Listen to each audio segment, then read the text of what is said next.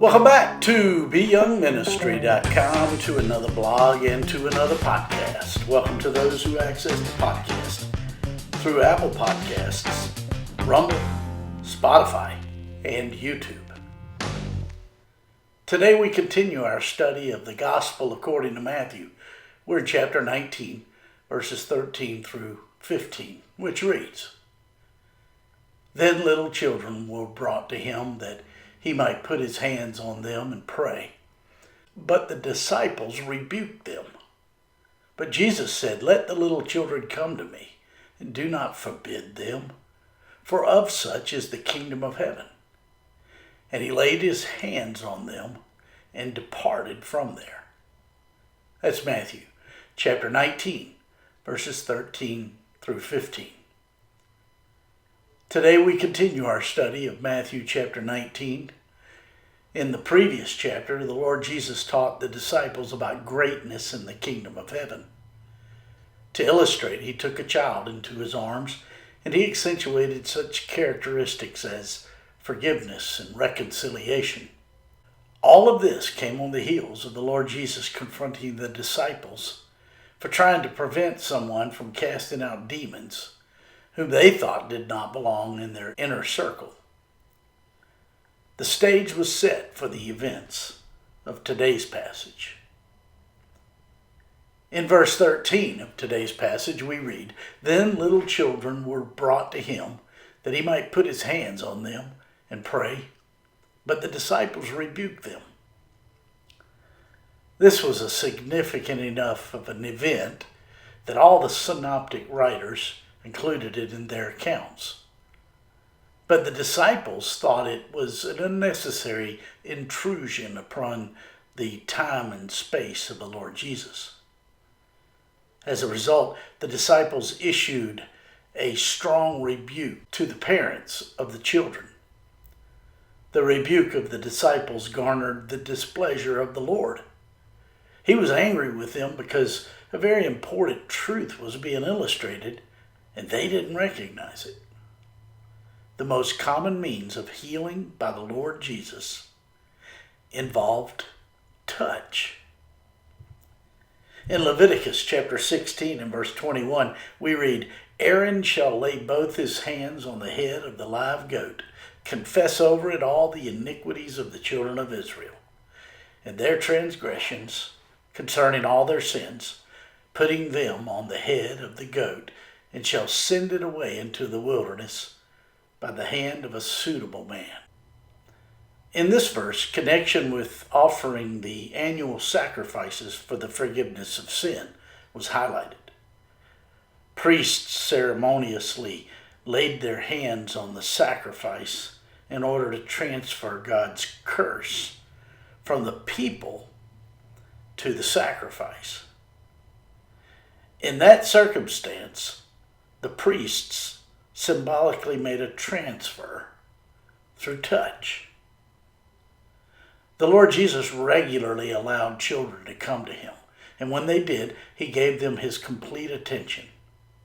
The value of a person is truly seen in how he treats the lowest among us. Forgiveness reflects the depth of our connection with God. The Lord Jesus had taken several children into his arms, and he blessed them. He blessed them by praying for them. In doing so, he was granting the children the touch of God. He also offered his disciples the possibility of a deeper knowledge of his way of thinking. He demonstrated greatness in his kingdom as he cared for those who are most dependent among us. Embracing childlike faith means we embrace selflessness, which is birthed in our lives out of our continual dependence upon God. In verse 14 of today's passage, we read, "But Jesus said, 'Let the little children come to me, and do not forbid them, for of such is the kingdom of heaven.'" The phrase, "for of such is the kingdom of heaven," is a huge part of what the Lord Jesus was giving to these disciples that day. If we are to be disciples of the Lord Jesus, the type who walk in concert with his culture, we will be known as those who depend upon the Lord as a child depends upon his parents. Only God can convert an adult into childlikeness. In order to do so, our inability must be revealed to us, resulting in the humble reception of his free gift of forgiveness. We find it very difficult to receive grace, and we hold tightly to the idea that we must contribute to the gift of our salvation. Even after we have been believers for quite some time, we have found it difficult to wrap our souls around the concept of God's unmerited favor. This explains why we struggle with the whole concept of faith and discipleship. As a result, we struggle with the idea that God requests to orchestrate the events of our lives. We struggle going belly up with him because it is vulnerable. It makes us vulnerable. And due to our warped perspective, God must at times show us our total bankruptcy in order for us to get his way of thinking and living. Becoming like a child requires admission that we need help and that we are not what we project to others. Being childlike is coming to the place that we are more and more aware of our utter need for God's help, and we are found crying out for it. Interestingly, it is then that we become more Christ-like. In verse 15 of today's passage, we read, "And he laid his hands on them and departed from there." Here, the Lord Jesus brings our attention back to his touch. We all were made with a need to belong, and appropriate physical contact is critical for our sense of well-being. Studies have shown the negative effects of the lack of safe touch, which range from developmental and emotional issues to an increased susceptibility to disease. The touch of the Lord Jesus was always of major importance for the one who had been touched by him.